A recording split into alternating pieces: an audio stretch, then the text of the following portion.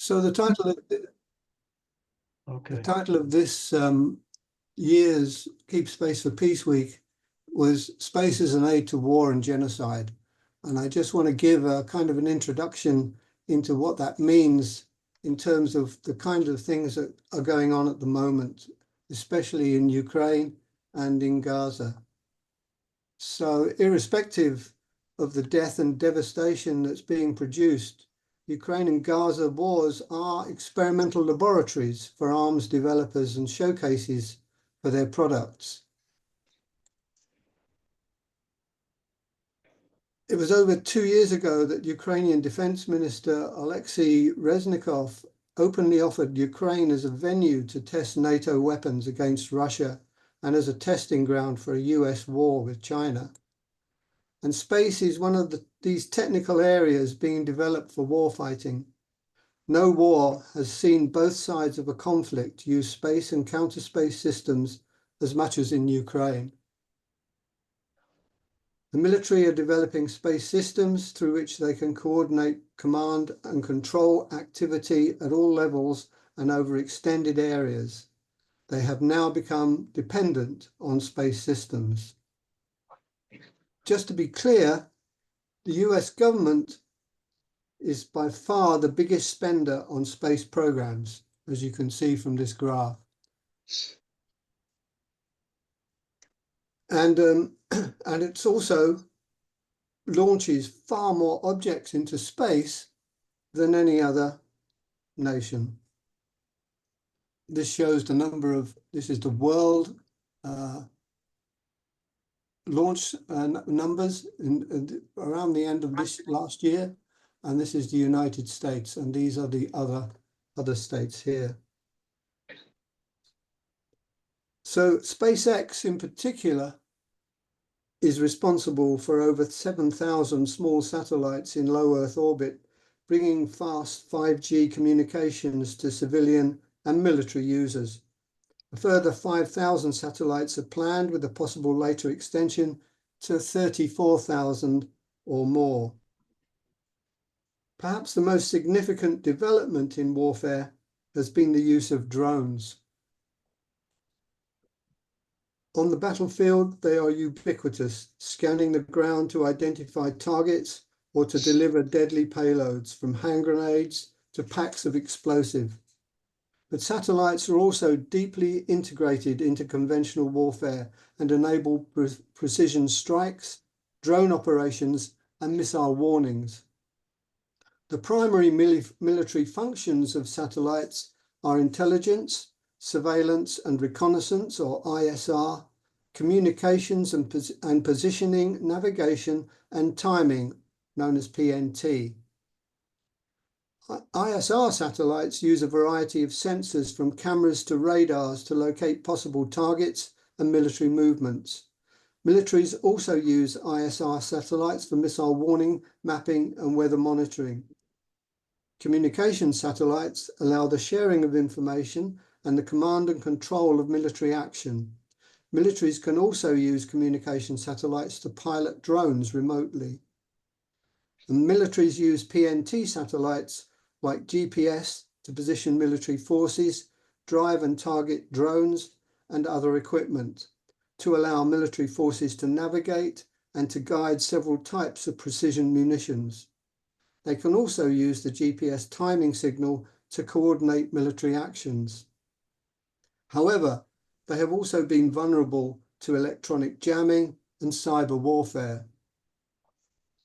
The US is providing classified intelligence to Ukraine throughout the war, and spy planes, drones, and satellites are all likely sources of that intelligence. Radio frequency jamming involves broadcasting signals as interference so that devices can't receive their intended signals, and efforts to disrupt satellite operations through jamming or hacking appears to have become the norm. Terrestrial receivers of communication and navigation signals are subject to jamming, as are receivers on communication satellites. In Ukraine, jamming has become a favoured way of attacking drones, and Russia is deploying a range of mobile electronic jamming systems to work on drones.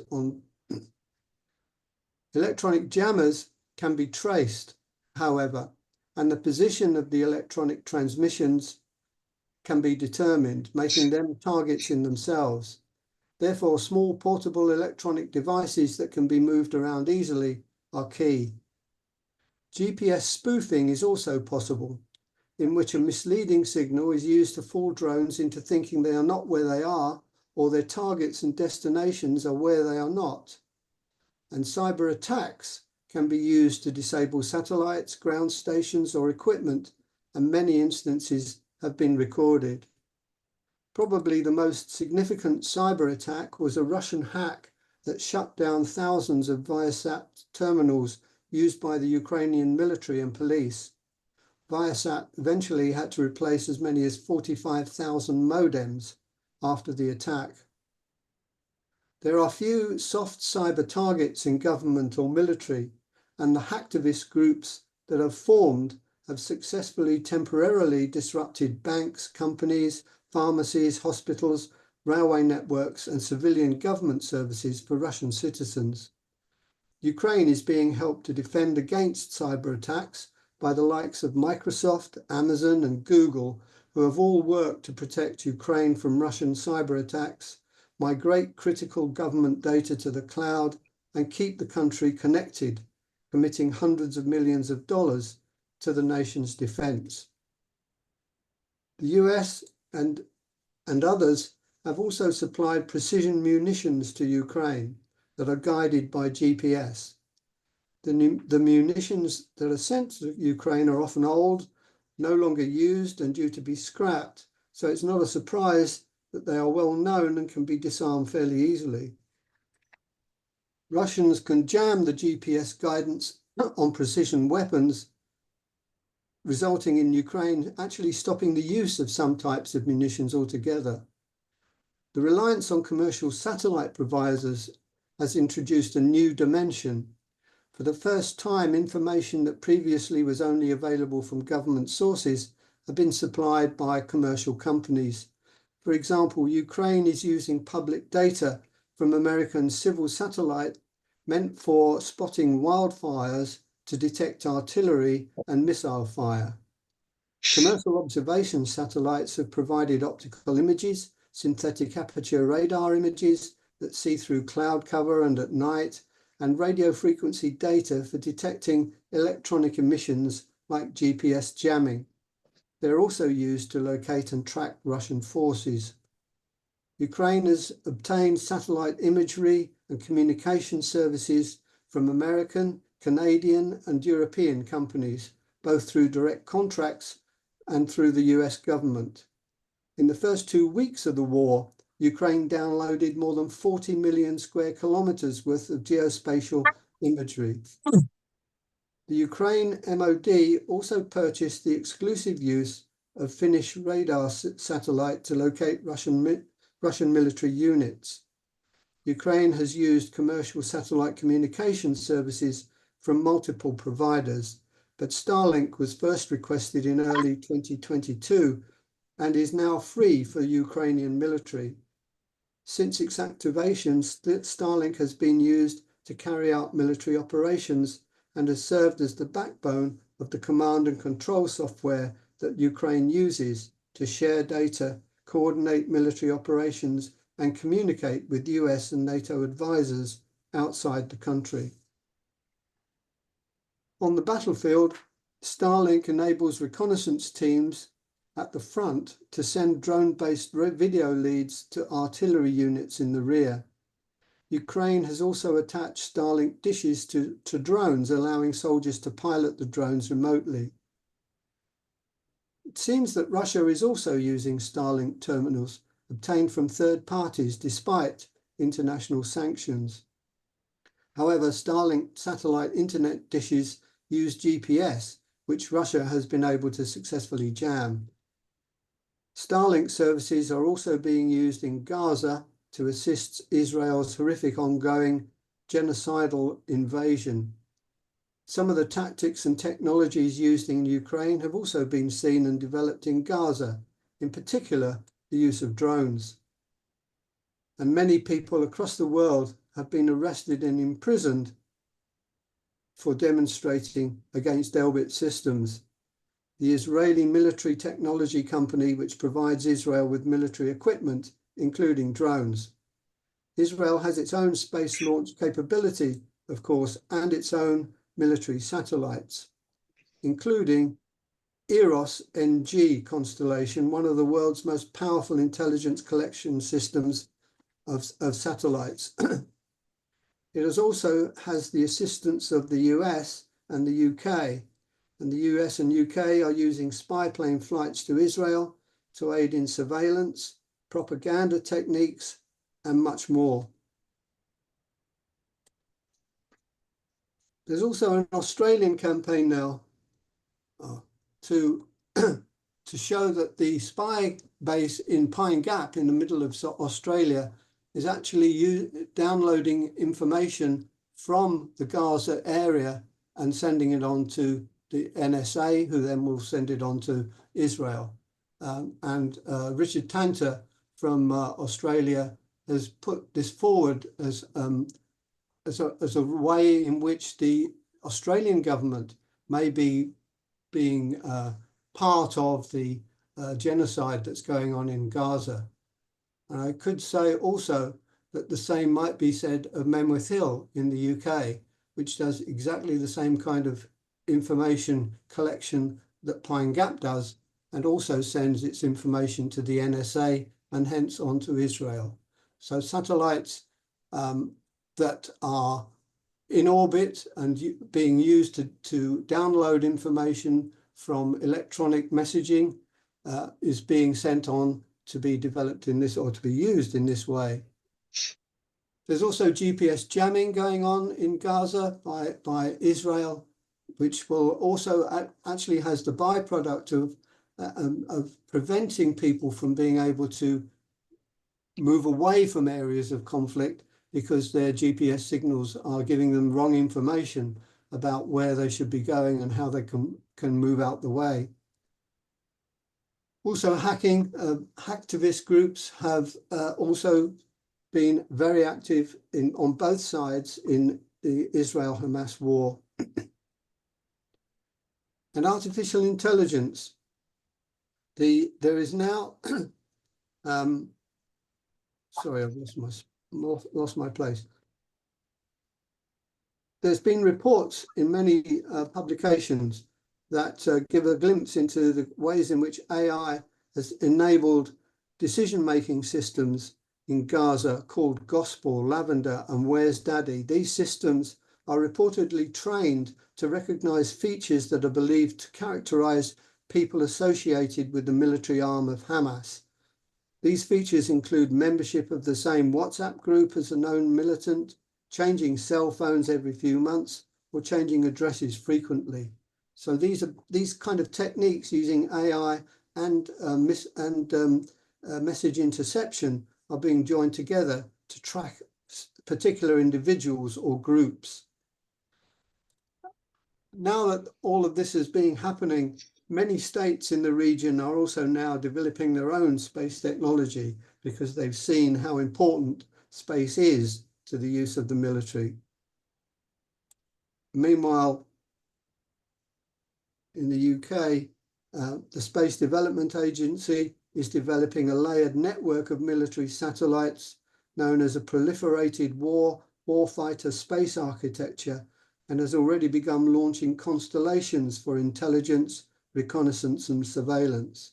It's also developing ways in which the space sector can be more responsive to its needs.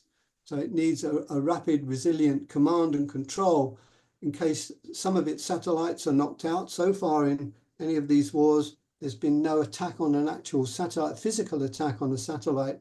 But if that ever were to appear, then obviously new satellites would need to be launched rapidly, and there needs to be a rapid, or the US military feels it needs to have a rapid response kind of system, which it's putting into operation as well. Time, Dave. Okay, I've just finished. So thanks very much to everyone. I hope you can help join the campaign in the very near future. Thanks.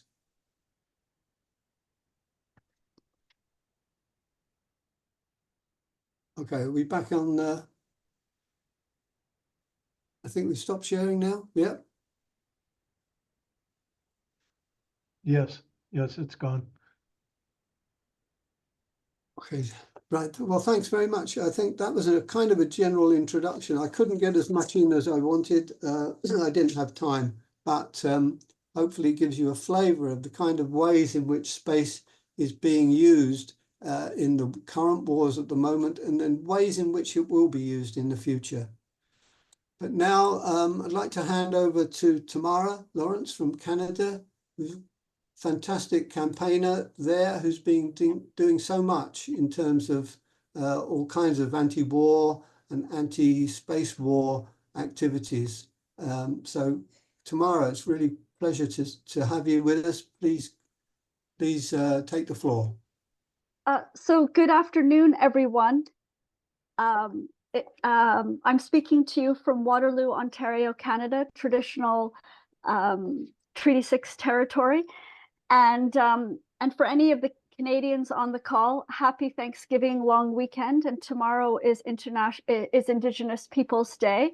And I want to thank Dave for his excellent overview and all of this adverse, insidious space things that the United States, NATO, and the UK are involved in. Canada is deeply involved in as well. And I want to add to one thing that Dave said. He mentioned that Ukraine said that it can be used to battle test NATO weapons. Well, on April 5th, 2022, President Zelensky of Ukraine also said that Ukraine could be the big Israel in Europe.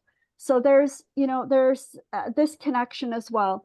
In my presentation, I would like to give you an update about some troubling space developments in the Canadian military. And I would also like to share with you a little bit about my 2 weeks in Russia and how it relates to space, peace, and cooperation. I just got back 10 days ago, and I have a PowerPoint presentation, so I'm going to share it now. I'll just get it up on the screen here.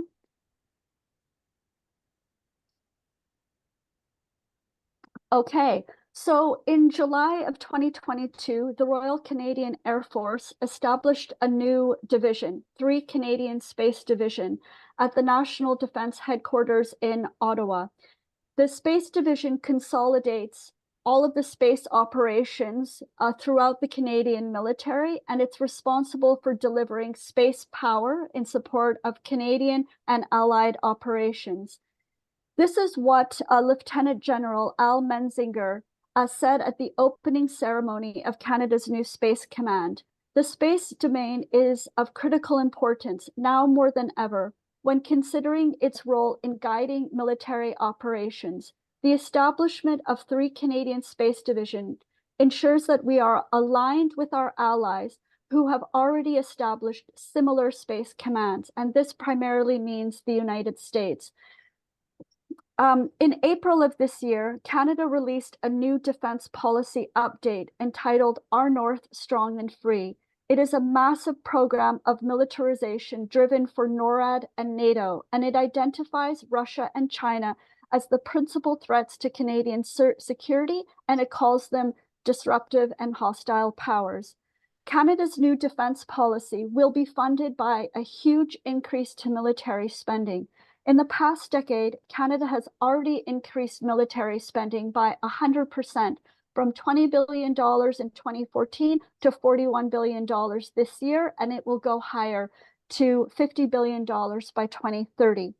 On space, the defense policy update states, space is an integral domain that underpins the satellites, cell phones, and communications infrastructure that Canadians use daily, as well as the military technological advantage that Canada and its allies and partners rely on for our defense. Adversaries, Russia and China, have developed counter-space weapons designed to undermine that advantage and threaten the connectivity that enables our economy and our way of life. This is a lie and a pretext, and it justifies Canada with the United States building a new satellite ground station in the Arctic. This new ground station is supposedly for detecting and deterring malign activities by our adversaries, but it will really be used for spying on Russia and China and relaying that information back to the United States. Canada and the US want to impede the partnership between Russia and China on the North Sea route that these two countries hope will increase and improve global trade and economic development. With the new satellite ground station in the Arctic, Canada and the US are also installing sophisticated maritime sensors, new permanent military bases, new ports for warships, and new hangars for the F-35 fighter jets and airborne early warning aircraft. All of this militarization will degrade the environment, exacerbate the climate crisis, and divert desperately needed resources from Indigenous communities in the North that are struggling with poverty. What Canada and the US are really doing in the Arctic, in space and in cyberspace, is preparing for a war with Russia and China. Last year, Canada's Chief of Defense Staff, General Wayne Eyre, said that Russia and China are at war with Canada, but it's the exact opposite. It's Canada with the United States and NATO that are at war with Russia and China. It's Canada that is waging a proxy war with Russia through Ukraine. It's Canada that helped the United States overthrow the democratically elected government of Viktor Yanukovych in Kyiv in 2014. It's Canada that for 7 years, from 2015 to 2022, was supplying weapons to Nazi militias like the Azov Battalion in Ukraine, who were shooting and shelling ethnic Russian-speaking minorities in eastern Ukraine and Crimea, that undermined the Minsk agreements and that violated Canada's arms export regulations and our obligations under the Arms Trade Treaty. It's Canada that released an Indo-Pacific strategy that calls for the greater militarization of the Indo-Pacific region against China. It's Canada that is constantly sailing our warships with American destroyers along China's coast. It doesn't have to be this way. We can stop our hostility and provocations and have peaceful relations with Russia and China. But this requires honesty and diplomacy. This past spring, Russia and China tried to pass an amendment to the United Nations Security Council draft resolution on the Outer Space Security Treaty. This proposed treaty, this is what they stated. Outer space is a global commons that bears on the security and well-being of all of humankind. In recent years, threats and challenges to outer space security have been increasing, and the risk of the weaponization of outer space has been on the rise. Preventing an arms race in outer space and ensuring its use for peaceful purposes is a priority and urgent task of the international community. And it's something that Russia and China have been working on, for over 30 years. On April 8th, 2024, Russia and China held their first consultations on the peaceful uses of outer space affairs in Moscow. Canada and the United States should be supporting these efforts. I also want to encourage you, if you haven't already, to listen to the really important speeches given at the United Nations General Assembly last month by Russia and China, and also to read their foreign policy statements if you haven't already. I would also like to tell you a little bit about my trip to Russia. As a representative of the Canadian Voice of Women for Peace, with the support of WILP US and WILP Canada, I was invited to attend the Eurasian Women's Forum, which was held from September 18th to 20th in St. Petersburg, Russia. The theme of the conference was Women Strengthening Trust and Cooperation. There were almost 2,000 women from 126 countries. During the opening plenary, 3 Russian cosmonauts gave an address from the International Space Station, the ISS. Nikolai Chubb, Alexander Grebenek, and Oleg Kononenko. Kononenko in the middle, and Chubb on the left broke the record for the longest stay on the ISS at 374 days. Kononenko also holds the record for the longest cumulative time in space at 1,111 days in orbit. In their brief address to the Women's Forum, the Russian cosmonauts said, "The Earth is our common home. We need to care for it and each other." 5 days later, on September 23rd, Kononenko and Chubb left the International Space Station aboard the Soyuz MS-25 Russian Space Council that also carried American astronaut Tracy Dyson. She was on the ISS for 6 months. The 3 astronauts, 2 Russians and 1 American, landed together in a remote area of Kazakhstan. When Dyson left the capsule, she was welcomed back to Earth by the Russians with flowers and a beautiful custom Matryoshka doll, a Russian nesting doll with her face on it. 2 years ago, on International Peace Day, September 21, 2022, an American astronaut, Frank Rubio, on the left, and 2 Russian cosmonauts launched on the Soyuz spaceship to the ISS. Before they left, they held their hands together. And I think this is really a moving picture. The International Space Station is an important example of peace and cooperation in space. While I was in St. Petersburg, I also participated in a great 2-day conference, Peace, Nature and Cooperation in the Baltic and Arctic regions, that was primarily organized by Oleg Budrov, who some of you might know. There were approximately 100 participants from across Europe, North America, and Russia. We were talking about making the Baltic Sea and the Arctic region zones of peace, demilitarized and denuclearized. The Inuit Circumpolar Council, the indigenous people of the Arctic states, have also repeatedly called for the Arctic to be a zone of peace. At our peace conference, we also discussed ways we could cooperate to clean up the Baltic Sea and the Arctic. We issued a declaration that we will send to the United Nations, other international agencies, and our national governments. Next Saturday, October 19th at 12 o'clock Eastern, we are also having a report back on this conference, and I will be talking a little bit more about my trip to Russia. The webinar is hosted by Global Women United for Peace Against NATO, and I encourage you to attend and get involved in this organization. This is how we build peace, through people-to-people diplomacy, dialogue, and joint work. Go to Russia and China. Help us abolish NATO. There can be peace in space. There can be peace on Earth. Thanks very much. Well, thank you very much, Tamara. I can see people applauding throughout. It was inspiring as always. Thanks so much. And thanks for all the work you do on what you've done. Incredible story. And I know your story is much bigger than that, but that's fantastic. Thank you. We'll just pass on now to Peter. We'll have the questions after this presentations, I think. So over to you, Peter. Thank you, Dave. And thank you very much to Tamara for a great presentation, and Dave, to yourself, and to Bruce for arranging the evening. Now, let me see if I can just share my screen. So you should be able to see the screen now.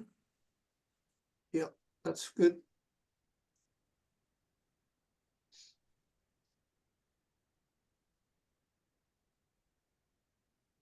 Okay. So the photo here was taken yesterday at our Keep Space for Peace demonstration at Croughton, United States military base in central England. These are some of the people who were there, sending you greetings in peace.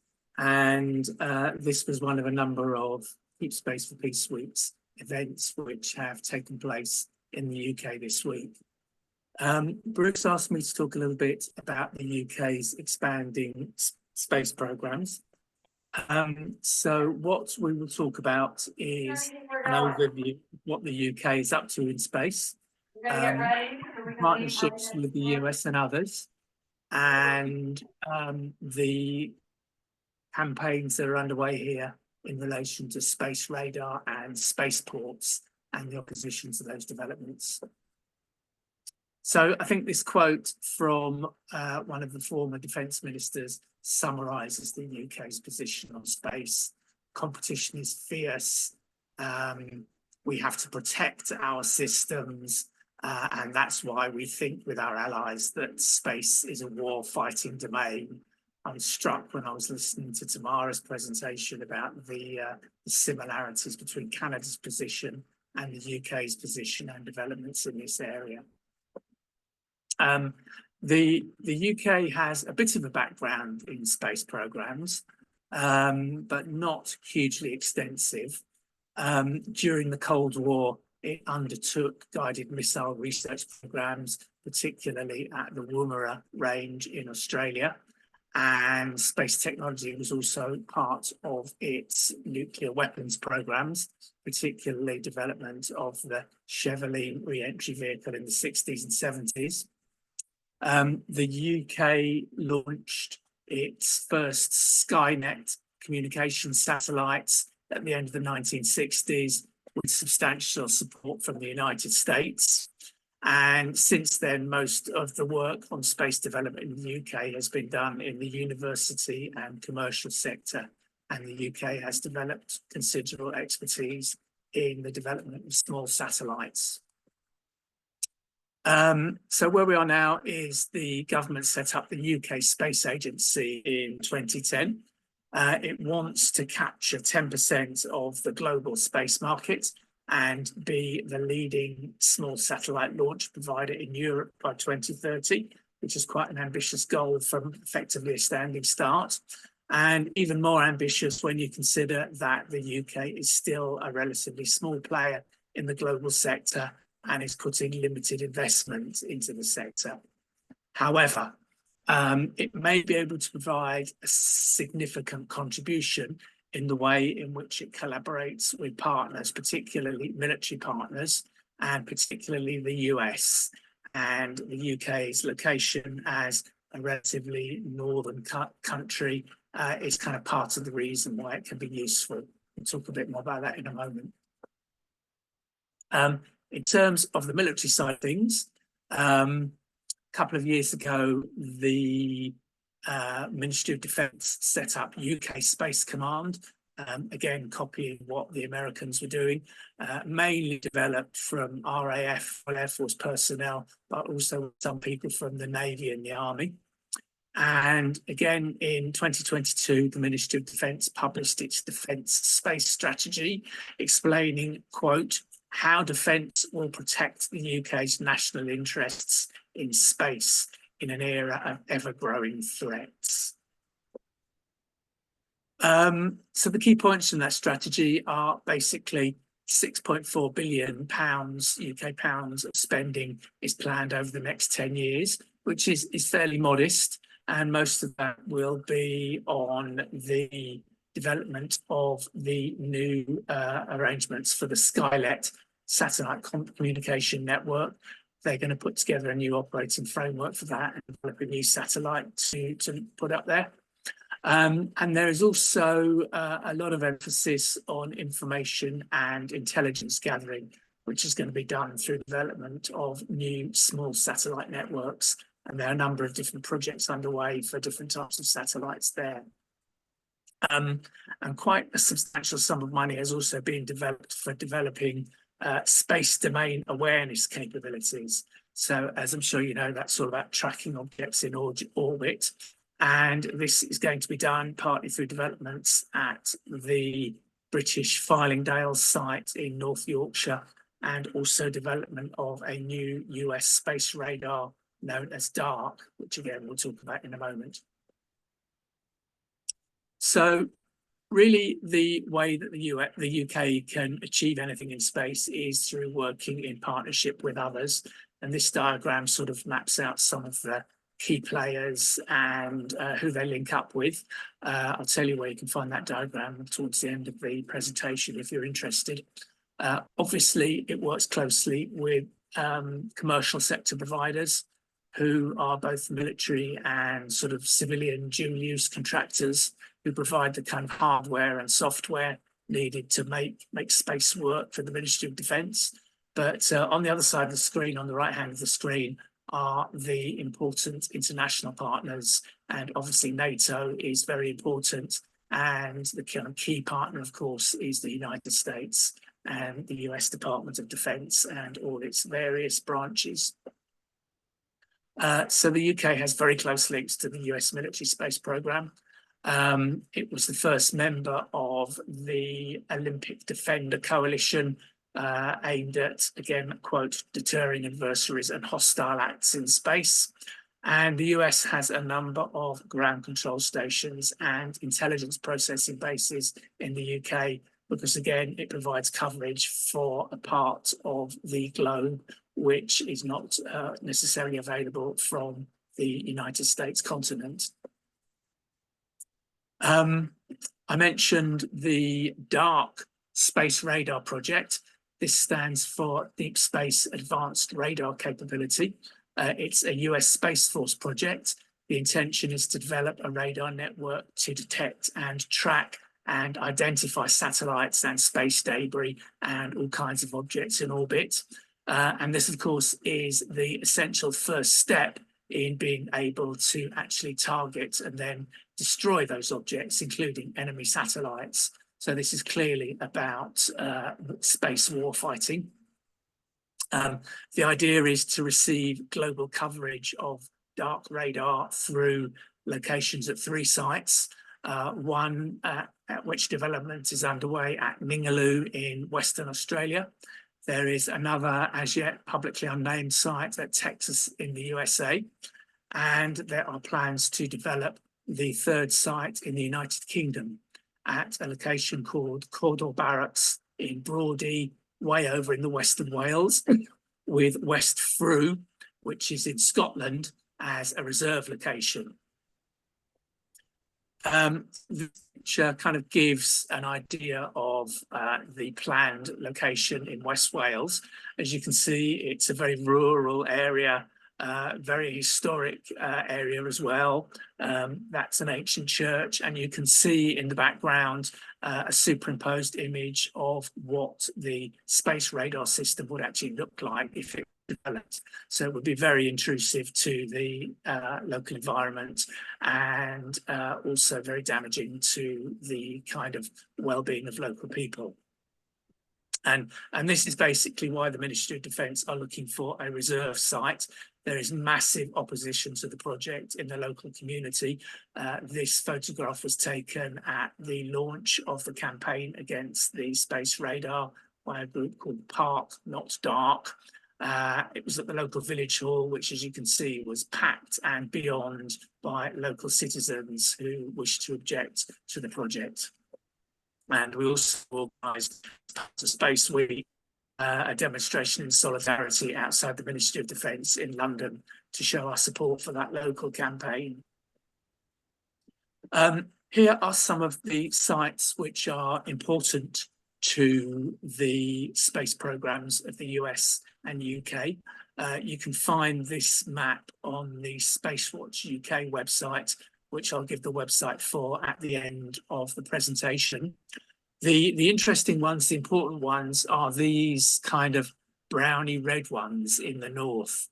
These are plans for developments of spaceports. Whoops, gone a little bit too far there. See if I can go back.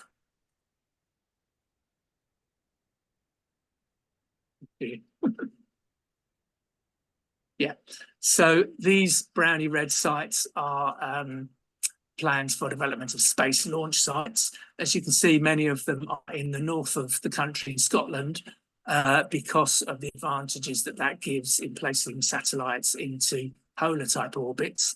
But there are also sites planned in Snowdonia, again in Wales, and in Cornwall in the west of England. So the UK government space agency has an aim of being the first small satellite launcher from Europe, and intends to become the leading provider of commercial small satellites in Europe by 2030. And as I said, there are 7 spaceports in various stages of development around the country. They're a mix of projects. Some of them are being developed by government, some of them are being developed by local governments, and some of them are private sector developments. And partly because of that, there are a variety of community responses. At one site, there seems to be support from the local community. Most of the others, there seems to be opposition. And certainly in at least one case, there are very serious divisions in the local community about the prospects of developing a spaceport locally. That's the one in Sutherland on the north coast of Scotland. The leading spaceport, the one which at the moment is, I guess, ahead of the race to launch a satellite into space, Saxe-Ford, which is in the very northern Shetland Islands. This is a kind of mock-up by the developer of what the site might look like. As you can see, again, it's on an island in a very remote, very rural community. I can also say that, unfortunately, there was a couple of months ago an accident at the Saxe-Ford space site when they were testing launches. They were testing the rocket engines, and the rocket under test basically caught fire and exploded. So that has put that program back quite a lot, and it's now not expected to be able to launch anything to space until sometime next year. And there is quite significant opposition to these programs from our non-government organisation friends in Scotland. These photos were taken at Keep Space for Peace Week last year outside the Scottish Parliament. The one at the top left-hand corner shows Lynn Jameson, chair of Scottish CND, giving a letter to Bill Kidd, who is a member of the Scottish Parliament and is very supportive and sympathetic on peace issues. And you can see pictures of people demonstrating outside the Parliament as the various MPs and Scottish ministers went in to do their business. If you're interested in this, then here is a report which Dave and myself put together a couple of years ago, which tells you basically everything you would want to know about the UK's military space programme. And you can find that with a link on the Spacewatch UK website. Spacewatch UK is a kind of project that we put together to try to sort of raise awareness of those issues. And that is where the website is. So thank you very much. I'll stop there. Thanks very much, Peter. I should have introduced you at the beginning as a key person in the UK Spacewatch programme, or new programme that's was initiated a few months ago. Thanks very much. I think we'll move on quickly now to our final speaker, Sung-Hee Choi from South Korea, from Jeju Island in South Korea, where there's a lot of military space activity going on at the moment. And it's really early in the morning or late at night for Sung-Hee, so it's wonderful that she's actually stayed up long enough to join us today. Sung-Hee, over to you. Thank you, Dave. Hi, everyone. Thank you for inviting me. My voice is now very strange because I had to chant a lot for the rest of several days. There was a United States warship which came to Jeju Navy base on October 9th. So we had the rallies for near port days, and then my voice just gone. It's just gone. But I want to share my very brief slide. And then before that, I really appreciate all of the excellent speakers before me. I learned a lot from all of you. Thank you so much. Let me share my PPT.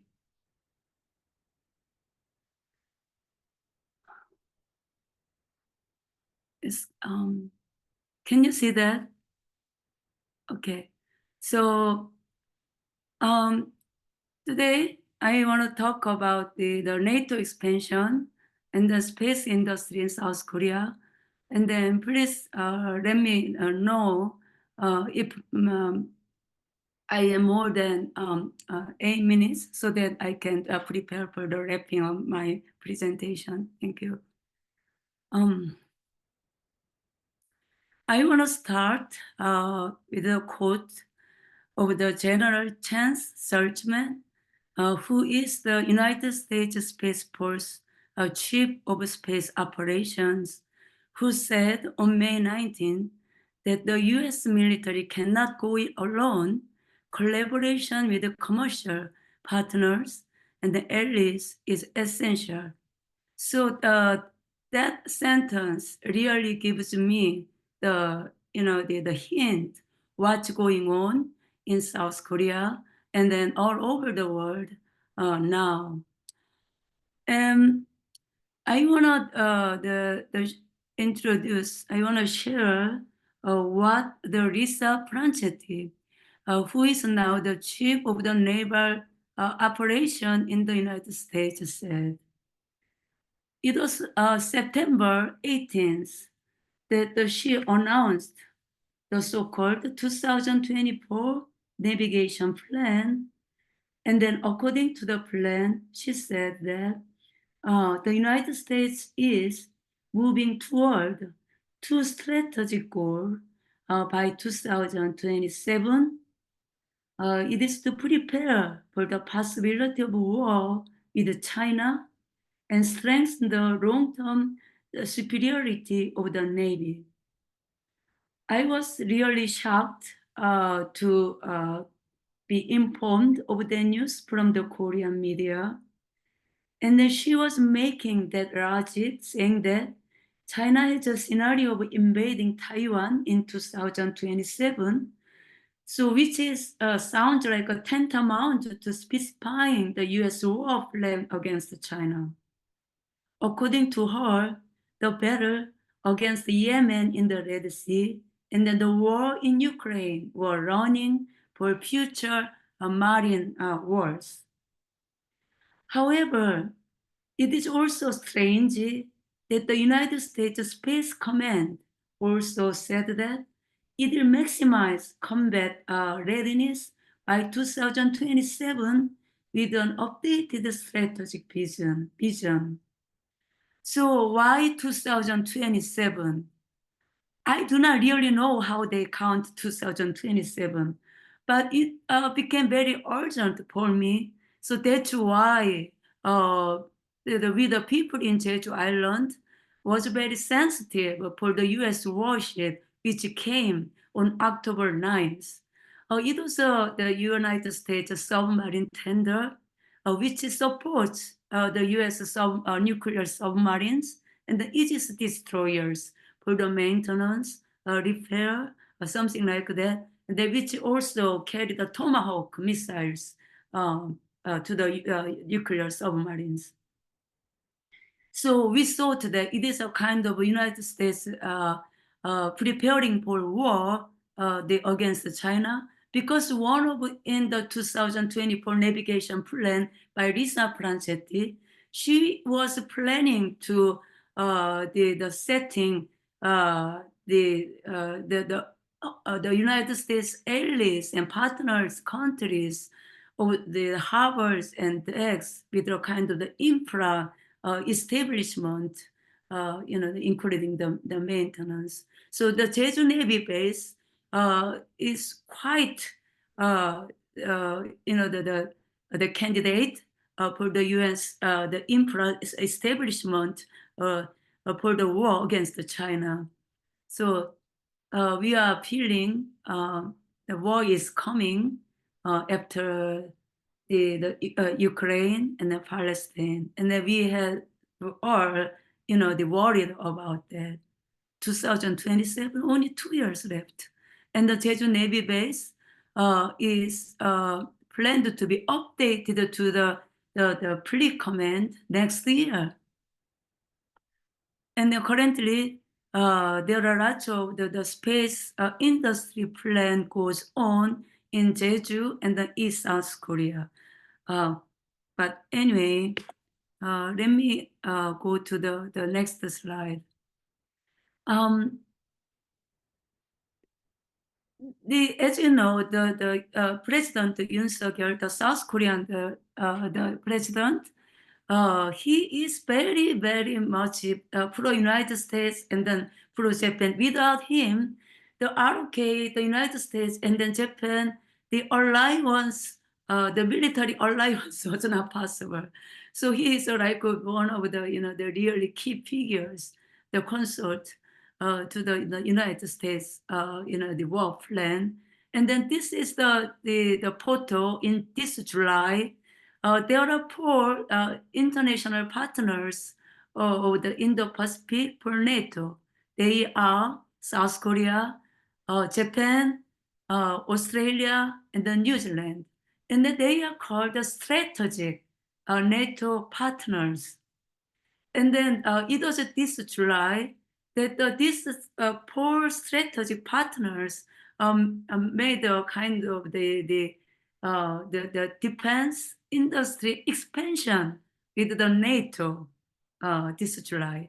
And then this October, for the first time, these 4 countries, defense department, these 4 countries would join the defense meeting of the NATO for the first time this October. So its war is being prepared for 2027. Okay. The third slide. This was also introduced to, in South Korean media. According to the Korean media, the United States Space Force made the signing event with the South Korean Defense Department on the letter of intention for the joint commercial operations project. And then when I made the search, this plan, the JOC, the joint commercial, the military operation plan, is mainly monitoring the civilian, the space assets. And then it has about 70 systems in 15 nations. And then which already includes Australia, New Zealand, and the many NATO countries.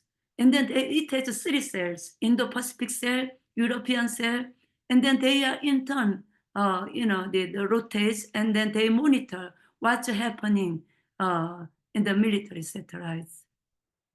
So the South Korea, which is located very strategically just in front of China, is now supplied with lots of the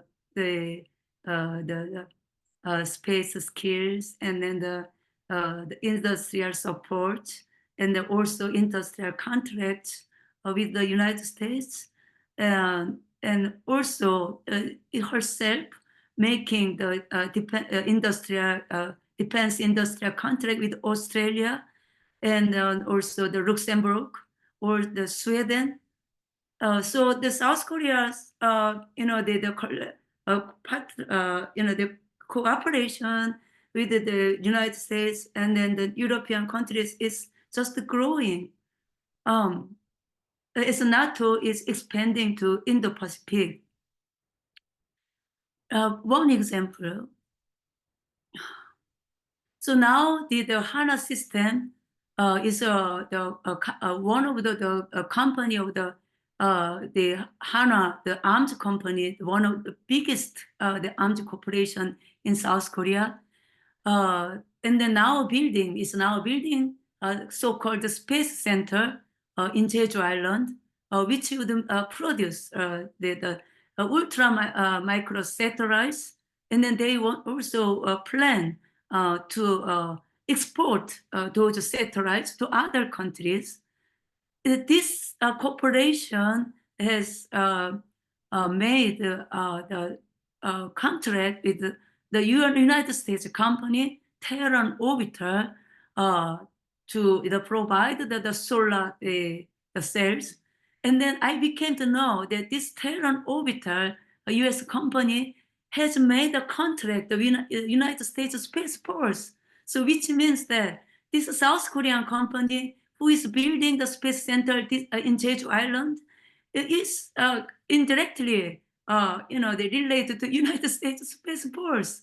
So even though the Jeju Island government does not say anything, the space center in Jeju Island is part of a building the United States, the global dominance through space. So it's my last slide. So what we'll do in this critical time, and I am more and more becoming aware that all the worlds in the global are connected, and that we should not ignore any war, any killings. We have to really pay attention what's going on in Palestine and then in Ukraine, and then their death is our death. The death of the earth is our death. Our lives is already colonized, already militarized. Still, if we connect each other like this webinar, and then if we share our hope and love for peace, we can make peace. So we are already making peace through this webinar. Thank you so much, everyone. Thank you. Thank you very much, Sung-Hee, and thank you for that final message as well. That's exactly what we need to do, join together and make peace. Thank you. And thanks for all the work you're doing there. People might not know so much about your struggle. It's been a long one. Try to prevent the Navy base being built in the first place, and now you're trying to prevent Star Wars from actually occurring in your area too. It's been a huge struggle. Thank you very much for all that you do there. Okay, I think we've come to the end of the speeches. Let's, if you wanted to make a comment or ask a question, can you indicate that? You can maybe use your electronic hand, or if you can't do that, then just kind of wave about and eventually we'll spot you. So anybody wanting to say anything, ask anything? Can't see any hands up or any questions. There will be more information, as I said, about the various protests that have gone on around the world during Keep Space for Peace Week. They'll be posted up on our website and probably also on Bruce's blog, which is called Organizing Notes. Well worth a view. There's a fantastic message every day, at least, on that. Sue Peters, you've got a comment or a question? Can't see you, but we can see your hand. Yes, can you hear me? Yep, can hear you. Yep. Oh, good. Thank you very much for all of this information and your experiences. I'm wondering, the organizations that you represent, have they done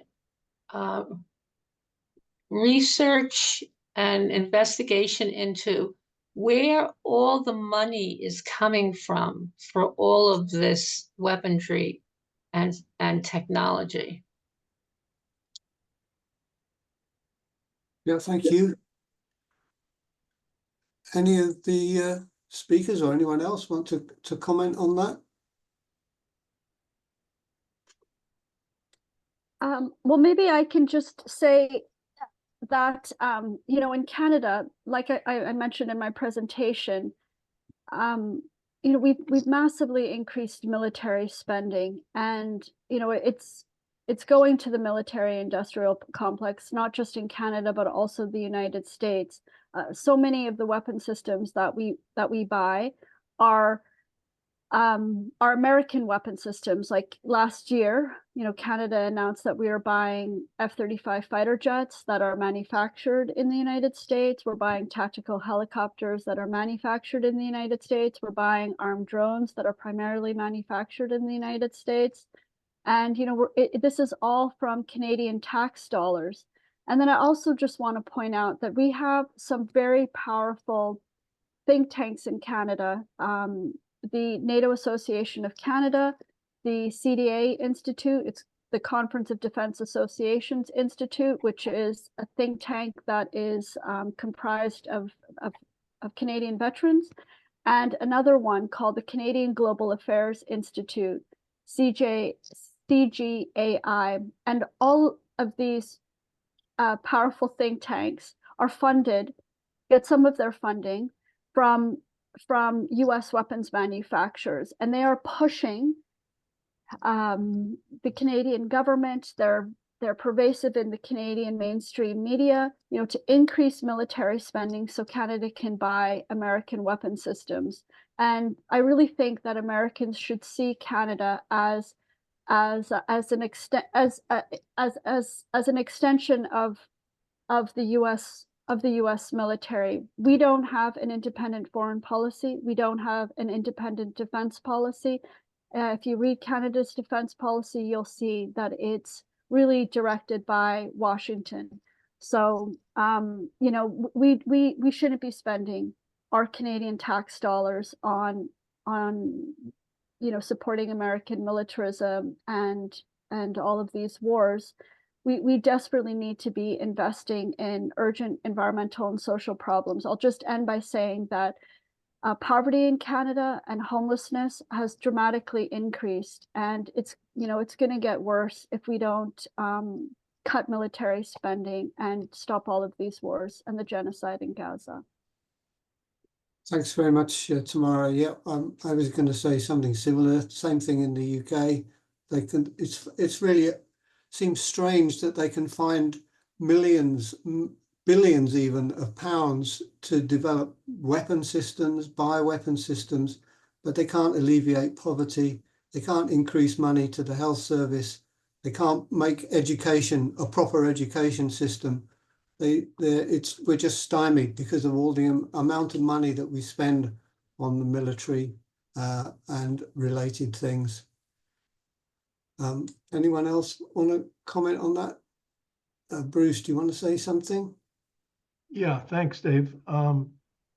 Years ago, in one of the industry publications called Space News, they had an editorial where they said, we know all of these projects we're promoting for space are expensive, and we have to come up with a dedicated funding source to pay for them.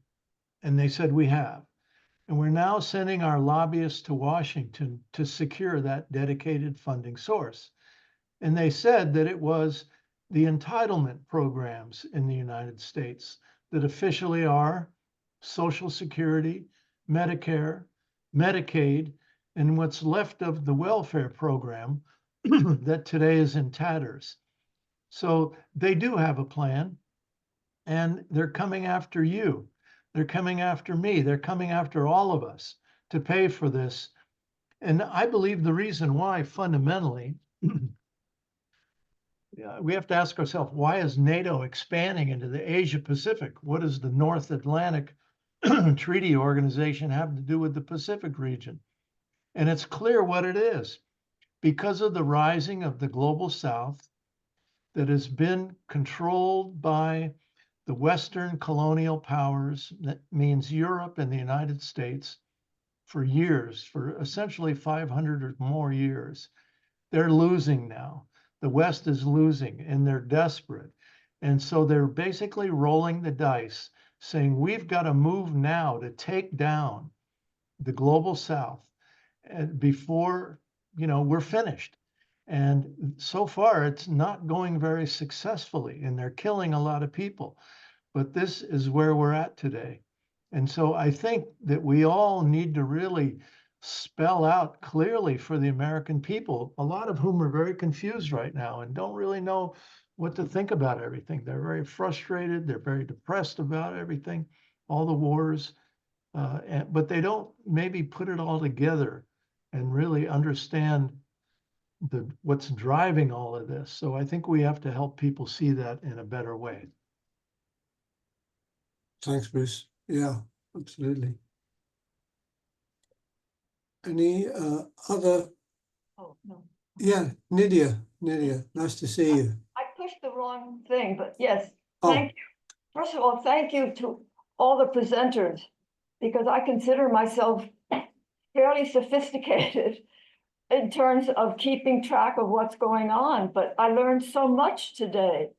And I didn't realize how much blending there is. That maybe blending is not the right word, but between the US commercial space things and the military. I thought there was a certain separation between my getting the internet so clearly and what the military is planning. So thank you. And I hope that it's been recorded and that the slides and the information that the presenters, that we will have that we can share it. Yes? Yep, that's right. We are recording it and it will be available on the website and in other places soon. Yeah. Thank you. Thank you. Anybody else want to chip in? I would ask our board member, Bob Anderson in Albuquerque, New Mexico, if he would kind of give a report. He sent me an email saying that he's been very involved in the Gaza efforts, and he just did a talk where he talked about Gaza, but also made the connections to the space issue. Bob, could you talk about that? What did you say to people, that kind of thing? We got just to say, sure, Bruce, thank you. Hang on, Yeah, we just got three hands up as well, but we'll take Bob first and then we'll take the others. Sorry, Bob, carry on. Do you want to let the others go there? No, you go ahead, Bob. Let's hear your report because it might be relevant for them as well. Yeah, following on that, we've been doing a lot of organizing here, a lot of various groups around the community, around the Gaza issue. And so I gave a presentation last week to some of the groups tying in how Gaza fits in, the Gaza and Lebanon and the attack upon Lebanon, Iran right now fits into this, what Bruce was talking about, the global South. What's happened on a large scale is starting in 2009, there's been a large coalition of countries called BRICS that has formed to try to form an alternate dollar to end the U.S. sanctions and ability to control trade in oil and through the dollars. And so anyway, the BRICS formation is millions and billions of people in about 16 different countries to different degrees. And the leading countries in that are Russia, China, and Iran. And that's the three countries the United States has declared the axis of evil that they are now trying to break up with this military jihad through NATO. And so what we're seeing is actually an attempt by the United States to try to secure the dominance of the dollar, which has been an establishment since 1944 in the Bretton Woods Agreement, to try to dominate the world economy. And it's breaking up. And they're having trouble with it, and they're in big trouble. And they thought they would take out Russia real fast with this war in Ukraine through NATO, but it didn't work. And they found out that they're in real trouble because they can't manage a three-front war: Russia, China, and Iran in the Middle East, and using Israel as the launching point against that. Because if they could break up Iran, China and Russia, they can secure the dollar dominance in the world economy. And space is the key to this. The space architecture is what ties it all together and allows them to do this. And that's why it's so important, what they call full spectrum dominance. And so I was just trying to get people to be aware here that we're in New Mexico, which is a keystone of all the space architecture building through the Air Force Research Lab. And so we here are beginning to try to mobilize and sort of take the grief of our horror of the genocide that's taking place in Gaza and the war with Iran that's coming up, and try to look at the local contractors and industries that are key parts to that. And so we're trying to figure out a way to stop that, because they figured they've got 3 years to rearm and get full dominance in space, because that's when they plan, I think, from what I can tell reading their literature, to launch the war with China, because they want to go after China. That's the main competitor on the global scale to American capitalism. And so they are planning something within 3 years, and they're trying to put together all the pieces. And we've got to, I think, somehow reach out to the American people and alert them to this, what's happening, and because it's going to be pretty severe. I just saw an article the other day in the Department of Defense publication that's got me sort of scared. You remember how they said about a year ago that they thought that Russia had put a nuclear weapon in space, and that was to scare people into, I think, more of the support for the militarization of our space and all the war assets. Well, now they've got a new argument on that. They've come out now and they say that both Russia and China have put nuclear weapons in space. One, they're saying China has high altitude orbital nuclear weapons and Russia has low altitude nuclear weapons, one or more in space.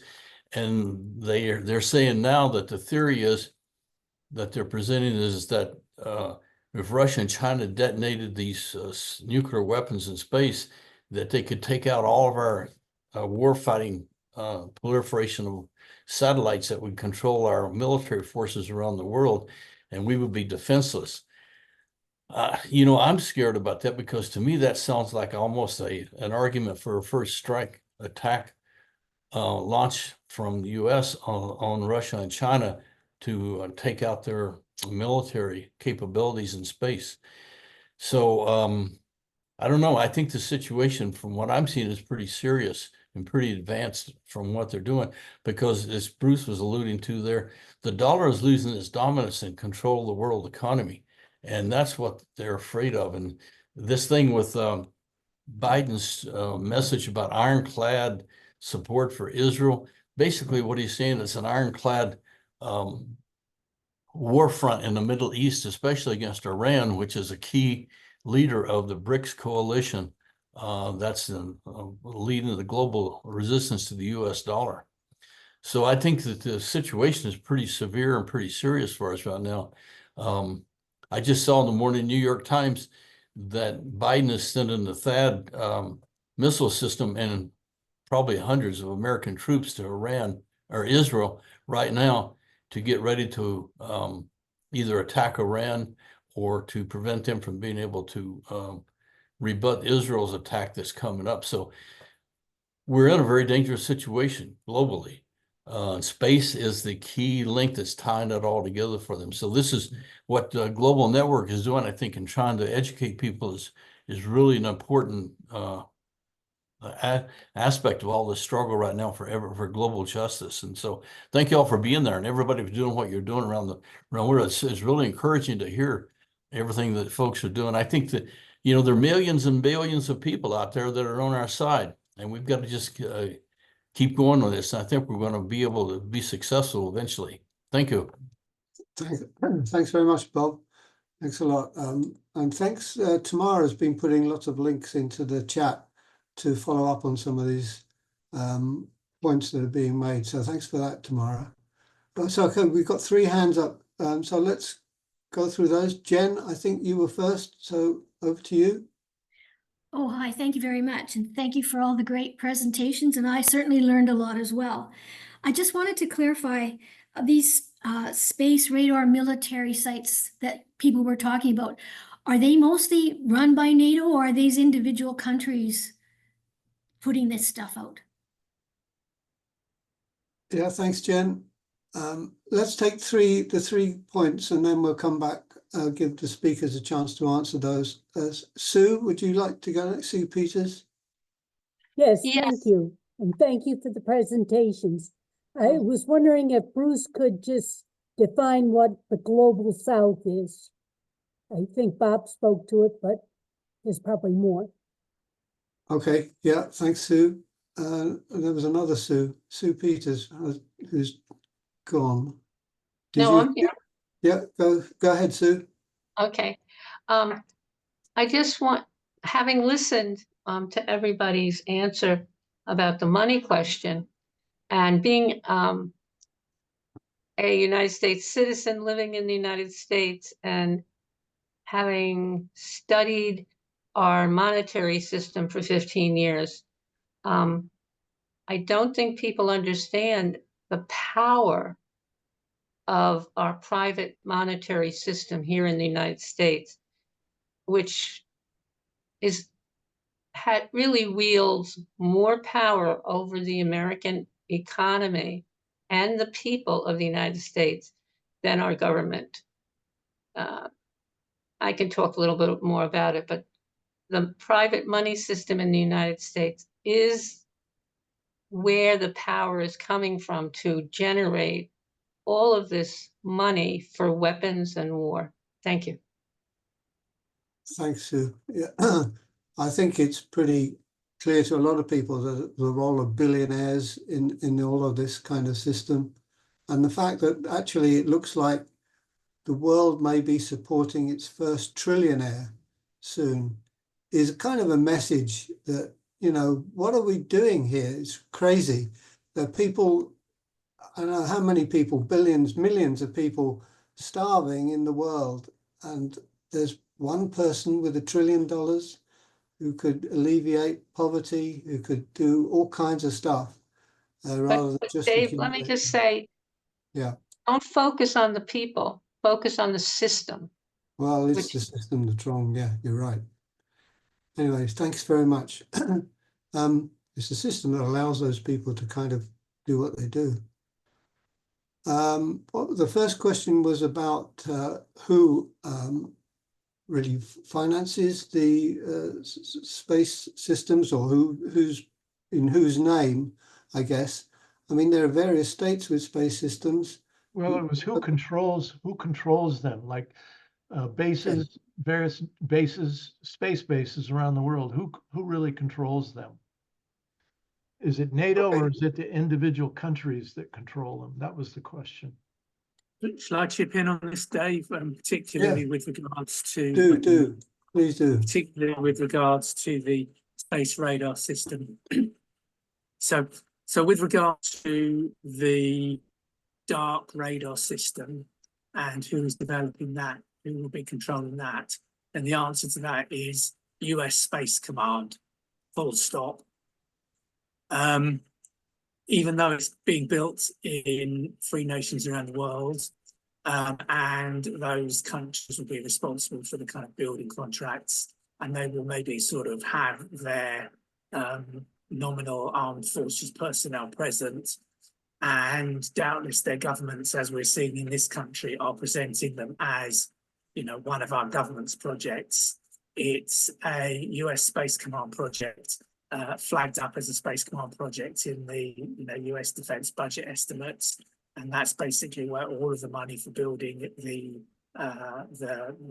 installations on the ground and actually developing the technology of the radar itself, which Raytheon are doing, that's all being funded from Space Command's budget. And that is true really for a lot of what we see, certainly in this country, in the United Kingdom. The United Kingdom government will let the US set up a base here, and basically then it doesn't really pay any attention. It's not interested. It doesn't want to know what goes on behind the wire. It's very happy for the US government to do whatever it wants to do and to kind of be in ignorance of whether that is or is not in its own national interests. And even at some of the kind of sort of nominally UK bases like Fylingdales, for example, or Oak Hangar, US forces, US personnel are let in, and the systems which the UK government operates, you know, its Skynet system, its Fylingdales system, the data for that will be provided to the United States. And if the United States wants it to do a particular thing, if the US wants to use Skynet for its own communications, then the British government will let it do that, because that is the nature of our relationship with you guys. Yeah, thanks, Peter. I think that's echoed throughout the world as well.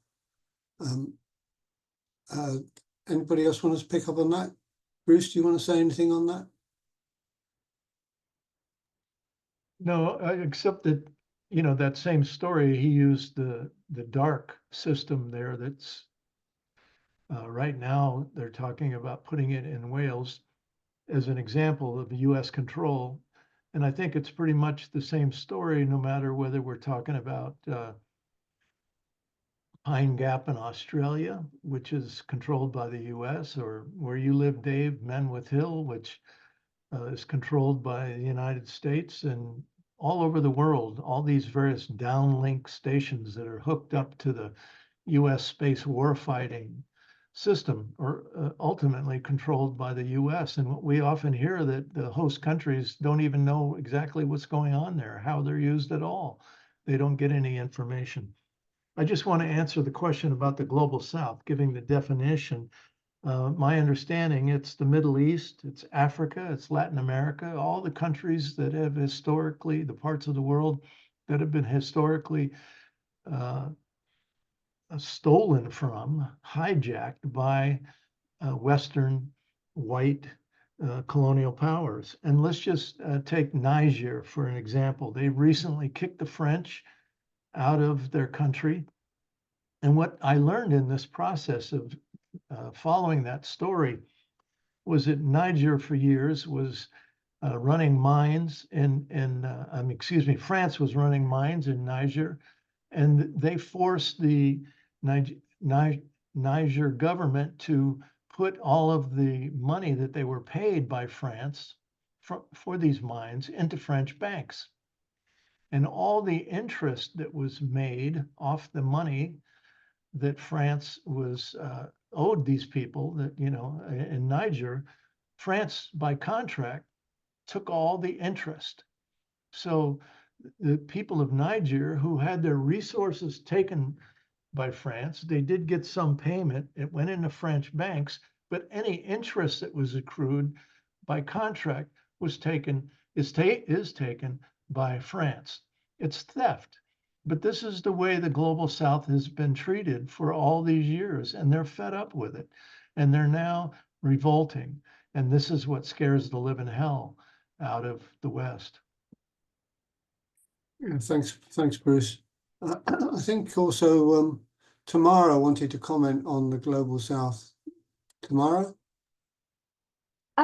Yeah, if I can add that the two women's organizations that I'm with, the Canadian Voice of Women for Peace and WILP Canada, we've had meetings with the ambassador of the Russian Federation to Canada and the ambassador of China to Canada. I'd really encourage you, if you're, you know, you're close to Washington, D.C., or you're close to a consulate, to reach out and ask for meetings and, you know, build a dialogue with these countries. But when I was at the Russian embassy with our women's delegations, I said the words global South, and the Russian ambassador immediately said the global majority, the global majority.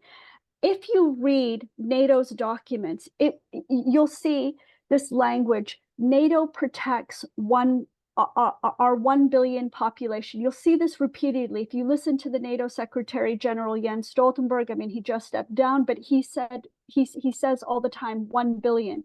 So, you know, think about that. Think about how elitist, exclusive, and racist this is. You know, we're protecting 1 billion, but we're not even protecting 1 billion. We've got in Canada and the United States so much homelessness and poverty, you know, and against the other 7 billion people on the planet. When I was at the Eurasian Women's Forum in St. Petersburg, a week and a half ago, I was with women from 126 countries who are absolutely tired of this inequality, who are absolutely tired of NATO US-led wars, tired of it, tired of underdevelopment.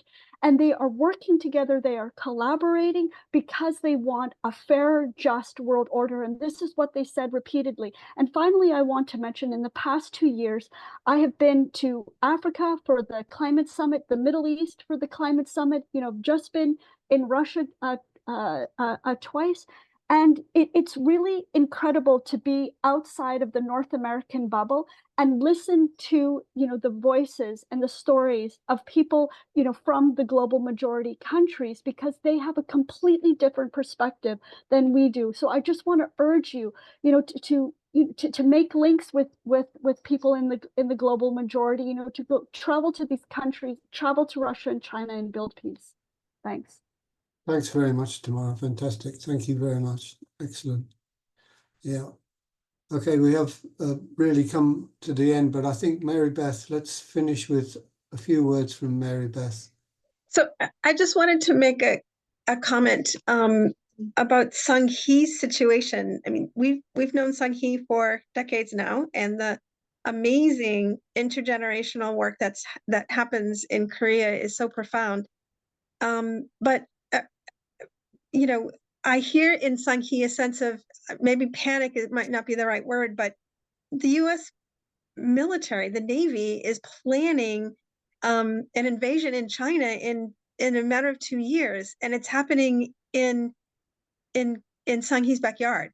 So I'm just aware that aware of this level of stress that must be felt, and how you and watching the current strategies today and how hard we're working to stop wars that never end. I'm just empathizing with how hard it must be for you all, and ask you to reach out to us if there's anything more we can be doing to support growing awareness of what's happening for you all in Korea. Thanks a lot, Mary Beth. Yeah, absolutely. I think everyone really that's come along today, if we can help in any way, if we can just speak to each other again, share information, share knowledge, just keep talking to each other, because at least we know we have friends, we have colleagues, we have people who think similar to us and want to do something about it.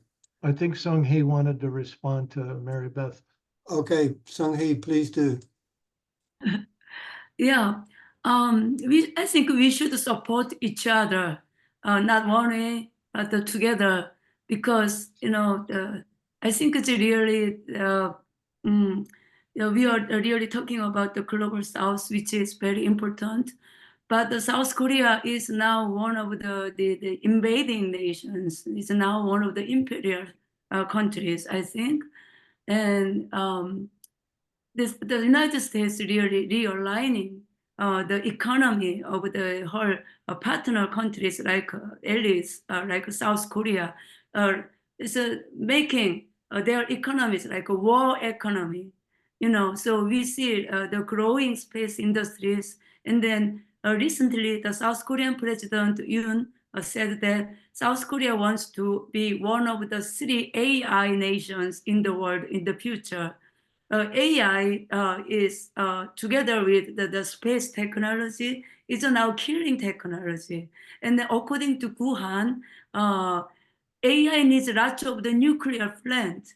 And then according to South Korean media, to feed the amount of the AI, South Korea needs more than 53 nuclear power plants. That AI is one of the cause. That the nuclear power plant is just growing despite people's protest. So if we really want to stop the war, I think the imperial countries should share the information together. We support our efforts for peace together. And then we are aware that there is the global south, that we are invading, that we are part of a killing. I think we should be aware of that. It's as Tamara said, it's very racist. It's very the imperial mind. War and killing is happening in the world. Thank you. Thank you Thank very you. much. Thank you. I think we've really reached our time now, but thanks everyone for staying with us. Thanks for joining us. Thanks to all the speakers, to all the people who asked questions. And I'm sure that many of you will go away and try and do something about all this stuff. But keep in touch with us. There'll be plenty more stuff going on. Stay tuned to our website. Stay tuned to Bruce's blog. You've got links in the chat there for both of those. And good luck with your struggle wherever you are. And let's stick together and fight together. Thanks very much. Bye-bye.